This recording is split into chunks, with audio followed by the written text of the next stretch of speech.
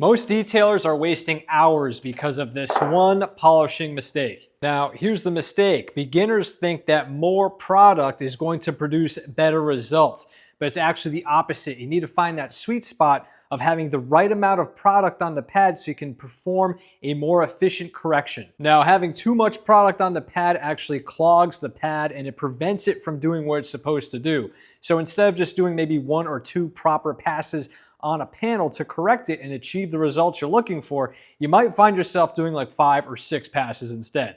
So with that, when you're working on a vehicle and your pad gets to this point where it starts getting caked up with polish, you want to toss that pad, get a fresh pad, and this way you can achieve the results you're looking for more efficiently. So here's the fix. Less product. This way the abrasives in the compounder polish can work with the pad that you're using and produce efficient, effective results. You see how the polish is not caked up on here? It's perfectly primed. You can see the product that I've already been using is evenly dispersed on the pad. And because it's already primed, as you move on around the vehicle, you'll need less product. So one of my go-tos for a one-step is Minzerna medium cut polish. So all you'll really need is maybe 1 or 2 pea-sized little drops of compounder polish on your pad. And you see how I strategically place them in the areas where it looks as if the product hasn't been evenly dispersed on already.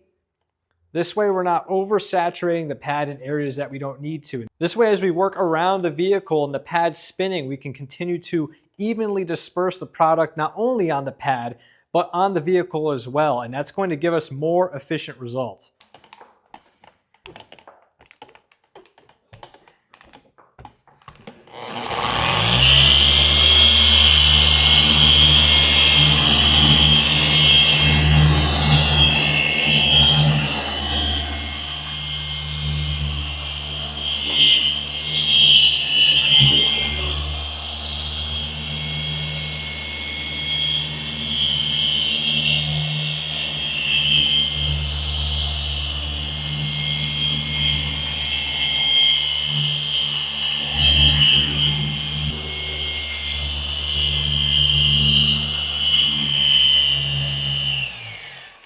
So there you have it. Don't waste time doing it wrong. If you master this one detail of polishing paint, you'll cut your time literally in half. It should not take you 10 hours to do a one-step correction. Make sure you're changing out your pad. Don't use too much product. Blow out the pad.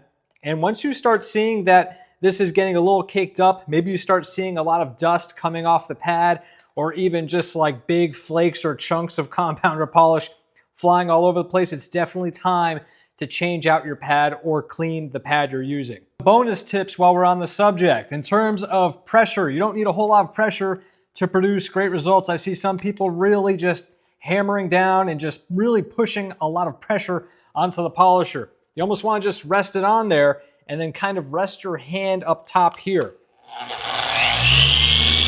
You should be able to let the polisher float on the paint, and you're just going to rest your hand on it. There are going to be some instances where you might need a little bit more pressure, but you don't need a lot of pressure. If you create more heat and more pressure, you're really going to diminish the results that you're getting. It doesn't take or require a whole lot of pressure when holding the polisher. Not only that, you're not going to burn through the paint if you hold the polisher in the same spot for too long. Don't be afraid to slow things down. I see some detailers on Instagram and TikTok, and they're just like whipping the polisher around. That's way too quick. You're just adding more work, and you're really diminishing the results that you're supposed to be giving to the customer. Slow it down. The slower you go, the better. You can stay in one spot for like 5 or 6 seconds without causing any harm to the paint.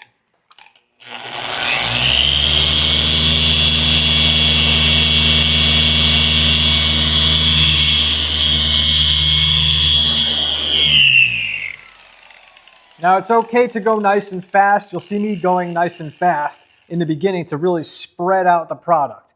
I'm working quickly because the product will dry. You don't want it to dry out. There's some lubricity and some almost like a wetness to the polish and compound that you want to take advantage of. It's going to help reduce the heat of the contact between the pad and the paint, and you want to work it in and then go over it with your nice slow passes. You don't need to be a robot going back and forth and up and down. Make sure you're also looking through the polish.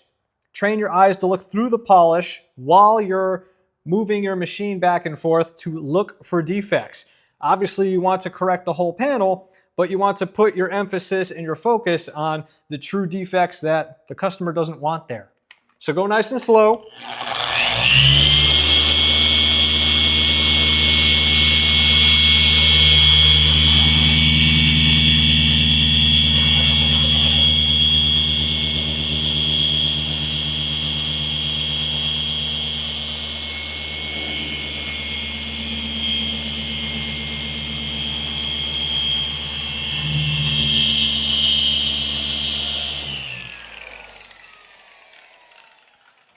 The slower you go, you'll also just require less passes on the panel, which is great because the less passes you do, the less product you need to use. And the less product you use, the more efficient you'll be, the more money you'll save, better results that you'll have. So if you like tips and detailing hacks like this, I'll be providing a lot more. So subscribe, follow. This will be on YouTube, probably Instagram, maybe TikTok as well. I'm not sure, but follow on all the platforms. I'll see you on the next one.